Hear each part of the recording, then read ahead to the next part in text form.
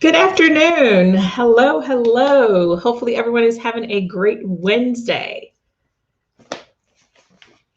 Sorry, I'm a few minutes late. I was wrapping up another call, but I'm here. So hopefully, you're having a great afternoon. It's Wednesday. Gosh, hard to believe, mid-February.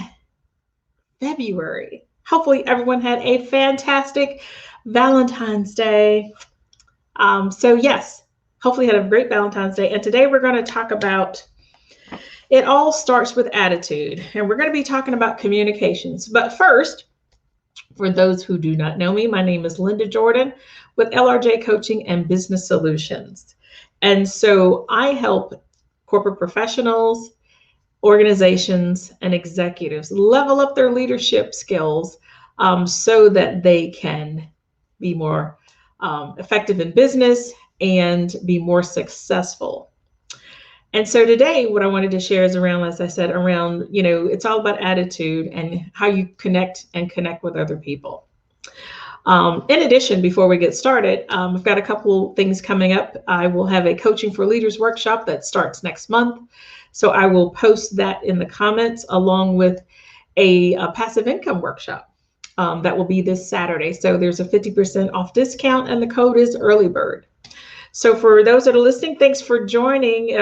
Just put in the comments, hello. I'd love to chat with you. And if you have any questions as we go along, don't forget to put it in the comments. And if you're watching this on replay, do #replay. So yes, today I'm going to talk about it starts with attitude. So you're probably saying it starts with attitude. Yeah, so connecting increases your influence in every situation that you are dealing with. So the number one criteria for advancement and promotion for professionals is an ability to communicate effectively.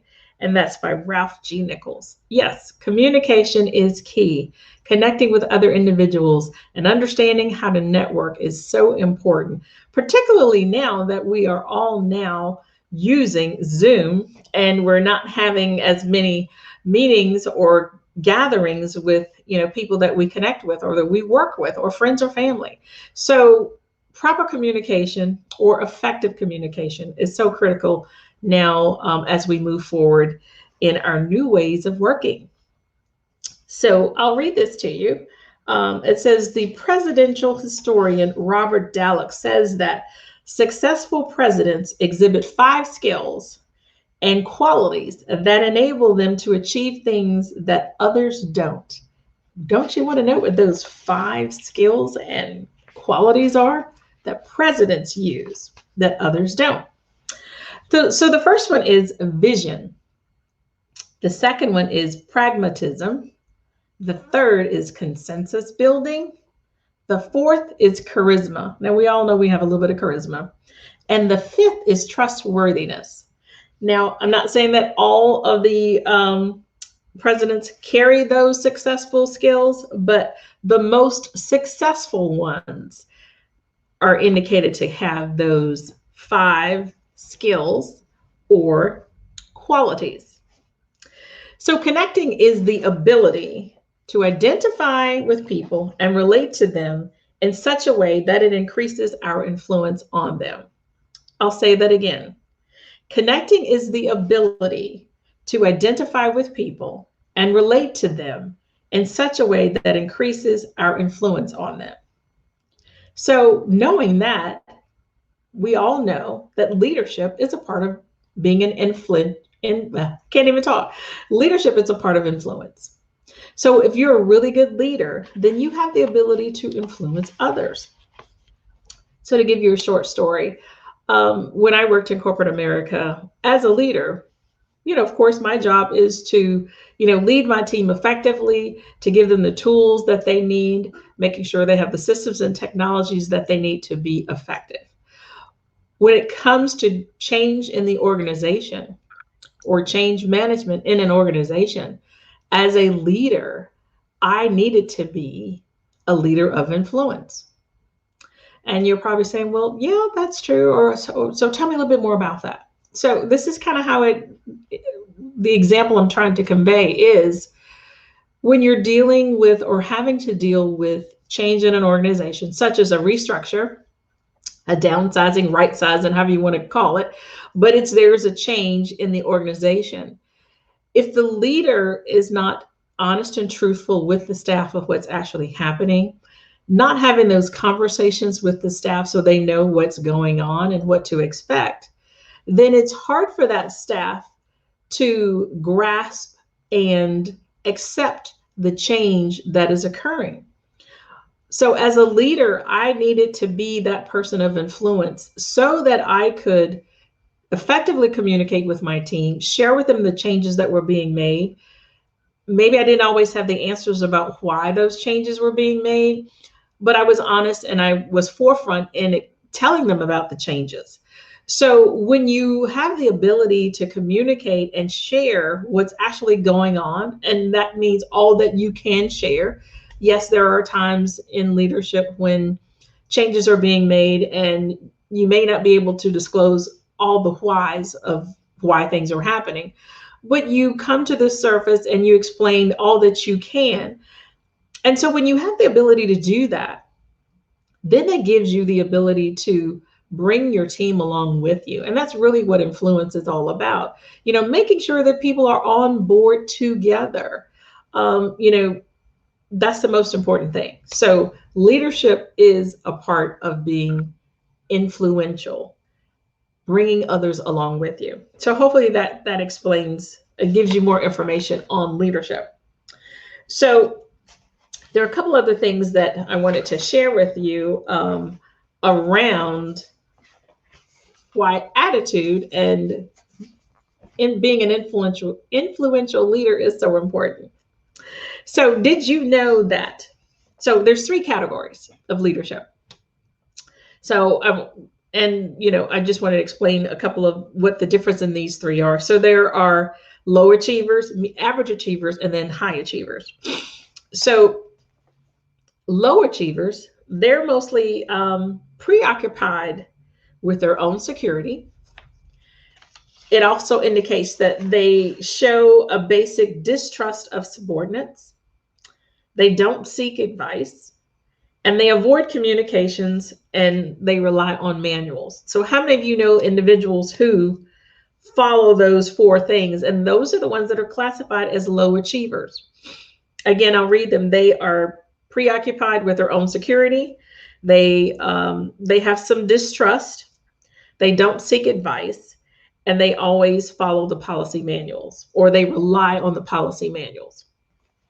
So now the average achievers, they are concentrated on production. So those are your worker bees. They're concentrated on production. They want to get things done and they want to do it right.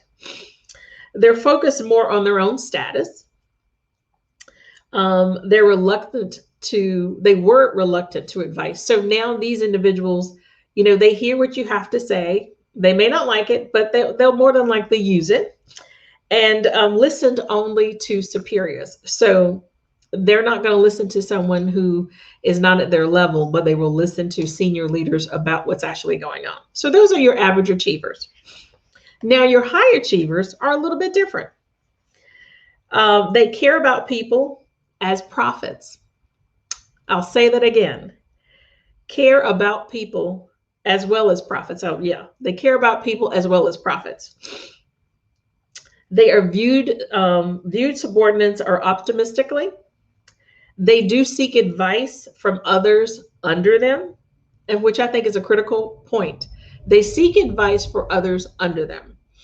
And so as a leader, when I worked in corporate America, I wasn't the smartest person that knew everything about everything. So I relied on my staff to provide me with information that I didn't know. So yes, I relied on my staff. There's certain things that I knew, but you can't know everything as a leader. Now you know everything you need to know as a leader, but sometimes there's specific details that you don't necessarily need to know how to do. You just need to know what happens when that occurs.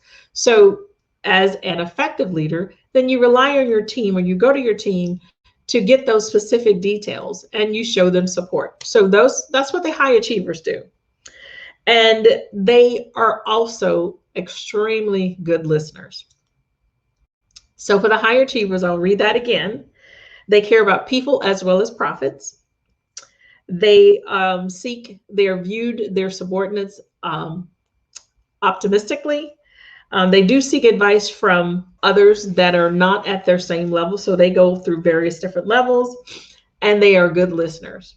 So that's what the high achievers do. So when you're communicating and connecting with other people, it is so important to make sure that you are not connecting with people just for the sake of it being about you. Connection is not about us. Connecting with others is about the other person. So this is one of my favorite quotes, and I'll read it to make sure I don't mess it up. It says, if you first help people get what they want, they will help you get what you want. And that's by Zig Ziglar. So one of the reasons that you may focus on yourself instead of others is that it could be lack of maturity. Maturity is the ability to see and act on behalf of others. It could be that maybe someone has an ego, so they're not going to, seek out advice from others. And then it could be just, like I said, immaturity. We want to add value to others, and one must value others. So when we're connecting and networking with other people, it's not about us, it's about the other person. Oftentimes we probably think it is about us, but it's not. It's about the other person. So, with Zoom now, of course, you're not able to pass out your business cards. But what we are able to do and connect with other people is to share our 1-minute pitch about what is it that we do, who we serve, and what people can expect from it. And so here are a couple of connecting questions that you can ask yourself as you are learning how to connect more and network more with other people. So the first connection question is, do you care about me? The second one is, can you help me? And then the third is, can I trust you? So I'll read those again. Do you care about me? Can you help me? And can I trust you? And so connecting begins when the other person feels valued. And what can we do to increase the value in others? Well, most importantly, what we have to do is not think that it's about us. Just know that connecting with others is about the other person. So how many of you have ever gone to a networking meeting or been in a Zoom meeting and you didn't connect with anyone? Or when you did connect with that person, they didn't really have a whole lot to say. Maybe they were shy. Well, that's because, maybe they're an introvert and they're just getting used to networking on Zoom.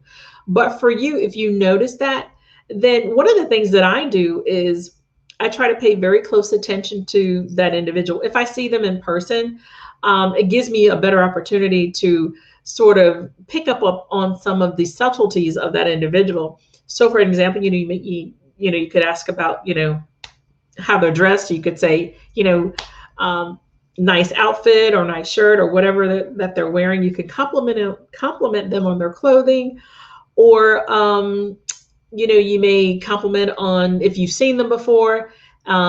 Maybe they have a new haircut, something of that nature, just sort of break the ice when you're doing your introduction. Or if it's just an actual introduction, just, let's talk really quick, like speed dating. And then once they share something about them, I'm sure there's a connection about whatever that person does that you can relate to. And that will help to start the conversation going. So again, connecting with other people is about them. It's not about us. Because if we go into a conversation and thinking it's more about what am I going to get out of it, then we lose the value, we lose the importance. And then the person can feel that, you don't really care about them. It's more about you. So we need to make sure that we are mindful of those attributes that we may be displaying, and focus more on the attitude that we bring to the table when we're having these conversations. Going on Zoom is a little challenging because, sometimes people don't have their cameras on. So it's hard to connect with those individuals. So you might want to send them a note, or just say, hello, so and so, and maybe they will turn on their camera, if even if it's someone that you know and they don't have their camera on, or someone you know but you haven't seen in a while. So it's hard to connect when people don't have their cameras on, but there's ways to do that through chat, and maybe sparking up a conversation about something that connects you with them. So again, remember that connecting with people is about them. So thanks for joining, who's ever on. I'd love for you to just pop in and say hello. Again, if you're watching this on replay, do hashtag replay. So hopefully that was very helpful for you today. Again, it's around, connecting with those other people, and knowing that as a leader, we need to be leaders of influence. Think about it this way: people are always watching us. Whether you're a leader in corporate, or a leader of your own business, a leader in an organization, people are always watching us. And so you have to be very mindful of your behaviors, your attitude, and how you're being perceived, because that's the way that the world is. And so when we recognize that we are individuals of influence, I think it puts a different perspective on us. And so we can understand it maybe a little bit better. So just to recap, to make sure that I didn't miss anything, but I think one of the key things takeaways from today is around knowing the difference between low, medium, low average, and high achievers. The main takeaway for the low achievers is those individuals show a basic distrust of subordinates. For average achievers, those individuals are reluctant to ask. They were reluctant to ask for advice, but now they do. They seek advice because they know when you ask other people, it can help you much further along the way. For high achievers, one of the most important takeaways in that category is they care about people just as much as they care about profits. They care about people just as much as they care about profits.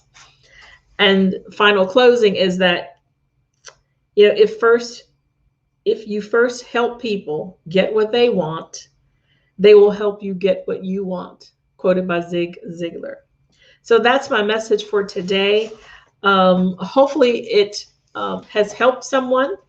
And if you have additional questions or would like to connect with me, go to my website at lindajordan.com.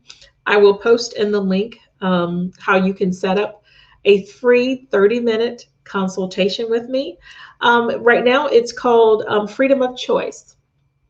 So, and that means freedom of choice means choosing how you want to be in life. What is your purpose? But it's freedom of choice. So we all have a choice to do a variety of different things. We have a choice to work a 9 to 5. We have a choice to be our own boss, or we have a choice to retire. But it's the freedom of choice of what you want to do. And whatever it is that you want to do, if you want to be the best leader in corporate America, then be the best leader in corporate America. Make sure that you're communicating effectively with your team. Make sure that you're communicating effectively with other leaders. But most importantly, making sure that you are a leader of influence. Bring your staff along with you. So connect with me, and I will post that in the comments.